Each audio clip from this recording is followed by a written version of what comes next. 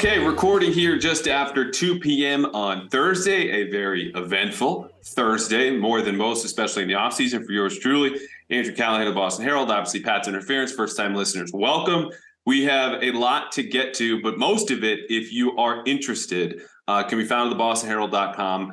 Inside the Patriots' most dysfunctional season under Bill Belichick, I took a deep dive with my colleague Guregian, who is here today, into what happened last year. And there's been a lot of commentary, a lot of things pulled out of that story, which has been in the works for close to a month. I wanted to sort this out with Karen, but also respond to some of, this is kind of just Twitter sometimes in a nutshell in terms of anonymous sources or this happened or that happened.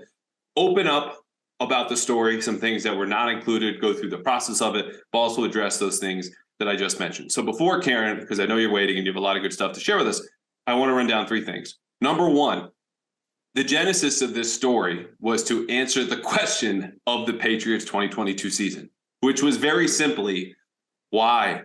Why is the offense so poor? Why is it so dysfunctional? Why are the most basic plays, formations, alignments, things that just mean snapping the ball on time without a false start penalty, Trent Brown, why are they happening? The short answer was Matt Patricia and Joe Judge being put in positions they were never, ever suited for. But the answer goes deeper than that. And so our position was to ask people within the organization and around the last 3-4 weeks, look, we talk about this on the radio, podcasts, TV. We write about this every single day. Help us understand why, what happened, go deeper into it. That's it. There is nothing nefarious about this. There is no hit piece. Whatever they said would have directed the direction of this piece, which turns out was more dysfunctional than any of us, including myself, Karen, other people on the beat, really knew about. And so that's what it was. Just set us straight, lots of phone calls, texts, most of them unanswered later, the story comes out. Number two, and this is kind of journalism 101, because I get people who might go, oh, anonymous sources, put your name on it, kind of be a man or show some sort of pride or any of that. Deep reporting, and this is not in the kiddie pool of sports in which Karen and I operate and live, relies on anonymous sources. That's how it works. That's how you got Watergate. That's how you got Spotlight with all the abuse that the Boston Globe dug up in the abuse in the Catholic Church, concussions in the NFL. This all started with anonymous reporting. Our story, obviously, is not in the same galaxy as those unbelievable all-time pieces of journalism. But the people who spoke for those stories and in other stories that I've omitted here are doing so because they're helping journalism serve its primary function, which is not only inform, but speak truth to power. Okay, so these people who worked in the church or in government or in big business are in a position where they don't have a lot of power and feel something is going wrong. So they go to the free press, which has this power to illuminate and investigate and educate about what's going on. That's what this was. Again, in the kiddie pool, the shallow end, everyone's got floaties on. This is not so serious, all of the sports stuff. But when we ask people to speak with us and they in turn trust us with their information, they're telling us what you read in the piece. This was dysfunctional. This offense, this organization, this whole setup, this management was riddled with distrust. Okay. This was not okay. They're still irked by it, even as we move forward. And the reason that they didn't put their names on it is because people in Foxborough have been called into Bill Belichick's offense for much less. Okay. Instagram comments, posts, things of that nature. The Patriots combed through every little thing. Okay. So they could have been fired. They could have been cut. They could have been outcast. And you think I'm dramatic with all these different consequences. But listen to Aqib Talib, who told Kevin Clark, friend of the podcast, of The Ringer, that basically with Belichick, remember, Aqib Talib came there as a fully made veteran guy established in the league. You got 3 or 4 rules. Nothing to do with what you wear, anything about how you take your own notes or prepare or watch film. It's work hard, be attentive, don't screw with the media. So when you're crossing him, in case you haven't been paying attention to Bill Belichick in the media the last 23, 24 years, this would have been real trouble. So it was our duty not only to speak truth to power and share their story, but protect them, which is why the anonymous sources are there on their end and for ours. It was about getting information right, protecting people who trusted in us, which takes a long time to develop those relationships. Karen being around covering the team since 2007 and me since 2018. Number 3, getting past the professor lectern there. I can say, and Karen can as well, with 99% certainty that the 2022 Patriots offense was worse than even we shared and reported. Because, again, kind of behind the scenes of how this process works, as you hear things, as people pass along information, the only reporting you can do is stuff that you can confirm independently from that source. So everything there that's in that story is airtight. It happened. There's no question about it. That is the truth. There are other nuggets, though, or rumblings or things told to us, either confidentially that we couldn't confirm, or we're told this can never come to the light of day because that will, reveal the source or the area of the department or team that it came from or the locker room. They're not included. But taking those things, if we trust them, the dysfunction went so deep for so long that this was, again, worse than any of us ever knew. So I know that's a tease. It's kind of not fair for me to say that. I will leave it at that and say the Patriots are just in a much, much, much better position with Bill O'Brien. But this era led by Belichick, Matt Patricia, and Joe Judge is behind them for good reason. The Patriots have already replaced Joe Judge as quarterback's coach, which is going to be Bill O'Brien's second job. They're interviewing offensive line coaches the year after Matt Patricia did that. Patricia, undecided about his future with the team. And it seems like Belichick is going to step away from having his hands in the offense to going back to being a head coach like he did with Josh McDaniels, when McDaniels was basically the head coach of the offense. So Taryn has set a record for patience. Guess on Pat's interference. I could have recorded this separately. You instead waited. You looked at me. You are now smiling. Thank God. Is there anything you want to add to that long, exhausting, self-serving intro before we get into the story? Yeah, that it's important for your followers and readers to know that, when you embark on a piece like this, you interviewed people separately. I interviewed people separately. But what was important to us throughout the whole thing was if you got a nugget of information that we thought, boy, that's pretty good, it was corroborated, not just with one other source, but a source after that. So everything we presented in that piece wasn't just one person whispering in our ear or one person that we spoke with. It was information that we got from one person and then corroborated with a second and perhaps even a third, just to assure that what we were presenting was accurate. Cool. All right, let's get into the fun stuff, shall we? Because I can tell you, I feel relieved. I feel joy. And that's not to say that because the story leaned negative, obviously. This was a bad season. We all watched it. 8-9 was the record, 18.1 offensive points per game. Mac Jones regressed statistically. Okay, things that you would have thought, even if you imagine worst case scenario with this coaching staff, would have been out of reach. Okay, this happened anyway. They shouldn't have been close to the playoffs. They were. The offense held them back. That's clear. So we sat with all this information for weeks and weeks and weeks, and we parsed through it, and we corroborated it, confirmed, and we wrote it. When you just sit with this now, stuff that was said, stuff that went unwritten, what was your biggest takeaway from what happened last year? Well, it was kind of what was part and parcel of your intro, is that, we know what we saw. We know what we saw in training camp, which was not good. We know what we saw during the season, which was not good. We saw outbursts from players, mixed messages from players and Coach Belichick. And we knew it wasn't good. We knew that this was dysfunctional, but the level it extended to was even surprising to me, or how vast it was and how consuming it was.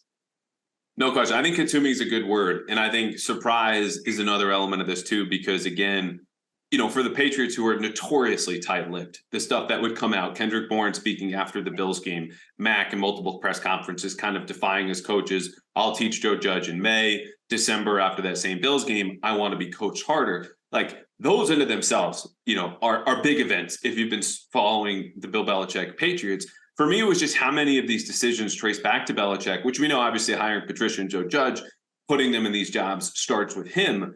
But some of the day-to-day stuff was just, it made me remember that Belichick, as I wrote twice in the piece, is the greatest coach of all time. But he is also the same man who benched Malcolm Butler in the Super Bowl. And so these decisions that end up being gambles, including one quote that you got that didn't make the piece of someone within the organization who wondered, sometimes I wonder if he makes these moves, and I'm paraphrasing here, speaking of Belichick from the source, if he just does them thinking, okay, if this works, I'll look like a genius. And if it doesn't, I'll fix it next year. Because this season would obviously fit under that category. It did make the piece. I'm not of that same belief. But for someone to be much closer to him within that organization to think that than I am, was not only just surprising, it was kind of jarring. Yeah. And just to kind of pick up on that point a little bit too, I was, having covered Bill Belichick for quite, 20 plus years, it was surprising how much he underestimated the situation or coaching or what goes into coaching an offense or play calling for an offense. And I think that even took some of the players aback as well, based on some of the information that we gleaned, is that, even, on the outside, it was surprising. It might have been even more surprising on the inside. Right. And the reason this is important, aside from pretty much everyone in that team felt like it was a wasted season, and you can't do that with a quarterback and a rookie, cost control contract. You can't do that with a 70-year-old head coach who's chasing a record, let alone over 3 years when you're 25 and 26. It's just that there's a lot at stake here coming up in 2023, which is why we late, in the process, Bill O'Brien, we could confirm in a report on Tuesday, he's going to be the new offensive coordinator. This story needs to shift. It needs to be more forward-looking, which was a great point. And we talked through this and worked through it because this is a big deal for all those players involved, Mac Jones, Bill Belichick individually, but the Patriots as it is. And Belichick, is the face, is the star of this franchise. He's still the allure of this, which is why, again, it starts with him. The last quote in the intro there is ultimately, everything is my responsibility. That's true, but it's also, he's the franchise and that goes with him. So this is a reflection on him. It becomes a reflection on the Patriots. And we've already seen, obviously, offseason changes that have kind of reduced his power because of what happened last year. Those were the stakes of 2022. What happens in 2023 if they fail? And I think, as I've said on the record, Mac Jones is going to be the best version of himself we've seen yet. There will be more gravity to those stakes. They'll be even bigger depending on whether this goes well next season or somehow, God forbid, they regress even further. I don't know. I kind of see this as the bottom. Yeah, you would think, right? Yeah, and I agree. I would bet a lot of money. And I'll drive any further down the hill, Yeah, right. And I think, those on the inside are also looking at this, we're just going to turn the page. We're going to start fresh. And last year was last year. It wasn't good. Let's buckle down and move forward with a coach who knows what he's talking about. Yeah, and is trusted. I mean, we've said this for a long time. Bill O'Brien checks all the boxes. Okay, he's in the family, has coached quarterbacks, coordinated offenses, former head coach, can bring some college concepts to boost this offense, build it back out to what it was under McDaniels, or find the right balance between some new elements and obviously things that have worked for a long, long time. Before we turn the page, because everyone should want to, deserves to after that season, the Patriots are now in the process. They landed in Vegas today, the staff did, to coach the East West Shrine Bowl. One detail, you've done multiple radio hits already. I've got TV to do later here today on Thursday. What's one detail that has been overlooked when people are asking about this story that you think deserves a little bit more notice?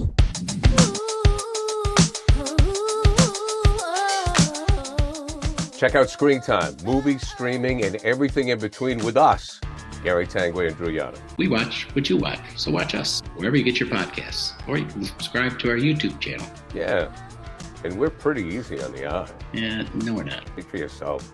Screen Time, movies, streaming, and everything in between. Well, that they seemed so adamant about changing the scheme that, like, again, as we described it, putting a square peg in a round hole, and how it obviously wasn't working and wasn't going to work, but they kept with it. And it didn't take, until maybe later, the last few games of the season, where they actually went back to, gee, what worked the year before? Play action, and how much better Mac Jones was. That they went with it for so long, and really just almost in defiance, Yeah. That kind of got me. I don't To know me, about you. it was, the relationship part, which doesn't make for, big headlines or great radio fodder. But I just think, the Mac Jones, Joe Judge dynamic got a lot of attention. There were direct quotes from people close to that who could tell us exactly how Mac felt. And if you're watching closely enough, you could, have some conjecture about how that was, and you would be spot on. At all.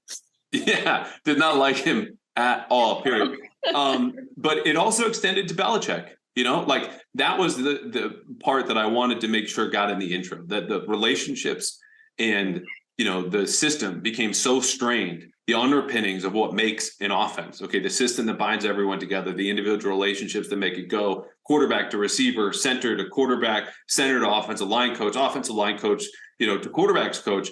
All of those were stressed, and it came back to doubt in Belichick, who again said many, many times, as he should, and this is good leadership by him amid a very bad season for him, was I'm responsible. So the doubt that crept up there, and it's not to say there was any sort of revolt coming. We asked people about, is there a divide here between the players and the coaches? And they said, no, that's overstating it. People were certainly of different opinions, and they were very vocal with those opinions, more so than in past years.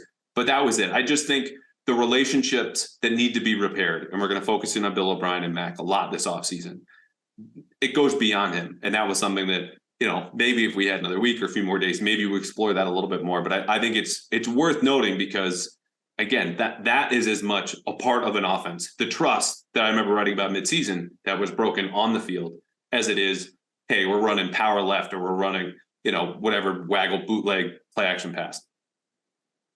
Yeah, and specifically, a relationship between Mac and perhaps head coach Bill Belichick. Yep. Which went from Belichick glowing about Mac, early before the early camps and talking about what great shape, he's going to be great, blah, blah, blah, to after Mac said a few things, like he was going to teach Joe Judge.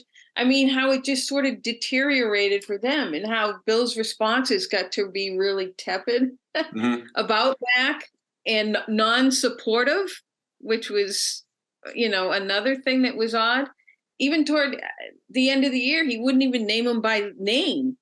So I think they don't have to be kissing cousins. I mean, we saw Tom Brady and Bill Belichick go through tough stretches, but there has to be a respect there between both sides for it to proceed forward.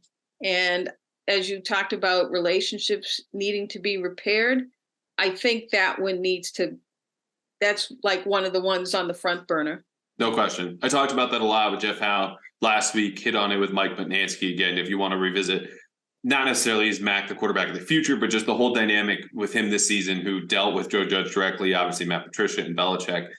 Go back and listen to those podcasts, because for now, enough about the past. Let's talk about the present and look ahead to the future. Bill O'Brien, officially the offensive coordinator. Thank you, Patriots. We have a statement out this morning. It's official. He's the quarterback's coach. It's done. He's on the plane. He's going to the Shrine Bowl. I'm sure he's going to have a cocktail in Las Vegas. Congrats to you, Bill O'Brien and Bill Belichick.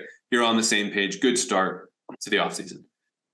How confident are you that Bill O'Brien comes in and fixes, maybe not everything, but most of the problems we reported on and were also just evident to anyone who watched this football team last year?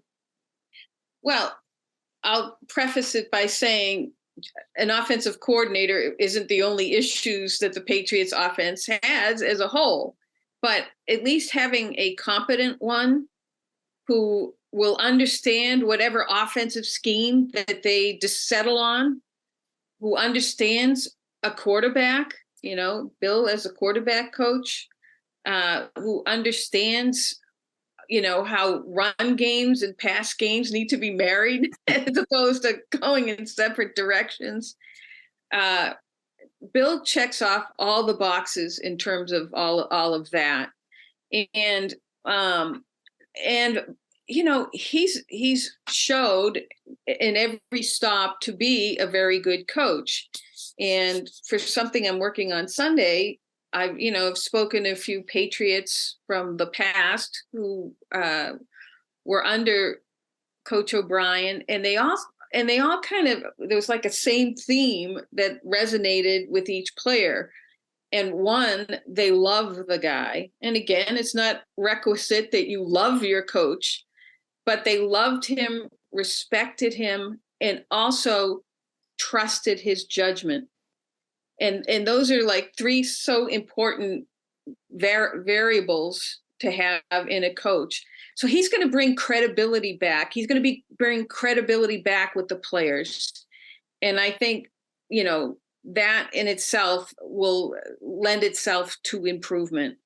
No question. So definitely stay tuned for that piece on Sunday. I know the people you've spoken to before, people are going to love hearing from these former players who understood what real offense looked like before O'Brien. He comes in as a de facto offensive coordinator, 2009, 2010, gets a title in 11, but that whole time is doing what he will be in 2023, coaching quarterbacks and calling plays. For me, with Bill O'Brien, he is not Bill Walsh 2.0. Nobody really is here in the league. If anyone, it's actually the guy currently in San Francisco and Kyle Shanahan. What he is going to be, though, is a floor raiser. Okay, they will never be this bad, I don't think, so long as he is here offensively, cleaning up penalties, better scheme design, getting more out of the quarterbacks, whatever talent's here. Like this, if anything else, told you how bad the coaching situation, right, was.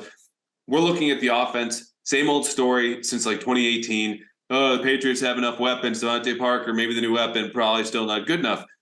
Towards the end of the season, you start hearing from people, even very famous ones in the local radio, the roster's not this bad. The roster's actually pretty good. It's the coaching. Like, that's how far this dragged down that we forget that their weapons still aren't that good. However good they are, Bill O'Brien is going to get that potential out of them. And that is number one, with a bullet, must have with your coaching staff, whose job is to develop and maximize the talents of your players. He will do that, not only schematically, putting them in the right position, not having Kendrick Bourne run these wild fades as someone who's run a 4.5 or 4.6 since he got out of college. Okay, running play action, utilizing Hunter Henry over the middle of the field, and that's a huge step. Will this be an average offense? Will it be a top 12 offense? I don't know, but I'm confident at least it's not going to be in the bottom 10 again, which is a huge step up. Looking elsewhere, because I've talked about this before, the offensive line coach hire is going to be massive to me. And then the other assistants are going to be just as big. What do you want to see their next steps do? Maybe at the Shrine Bowl or after they get back from the Shrine Bowl to, again, just kind of get the offense off the ground? Well, for starters, I mean, I am interested to see who the offensive line coach is. And again, if they have to replace Nick Caley or not, or if there's going to be other movement within the ranks. And if those coaches are Bill O'Brien coaches, or if they're coaches that Bill Belichick likes from his time and it's just putting him in, giving them to Bill O'Brien. Because you would like Bill O'Brien to if he's going to be the guy, let him be the guy. Let him have coaches that he wants. Let him have coaches he's comfortable with, that he's worked with, that understand what he's looking for.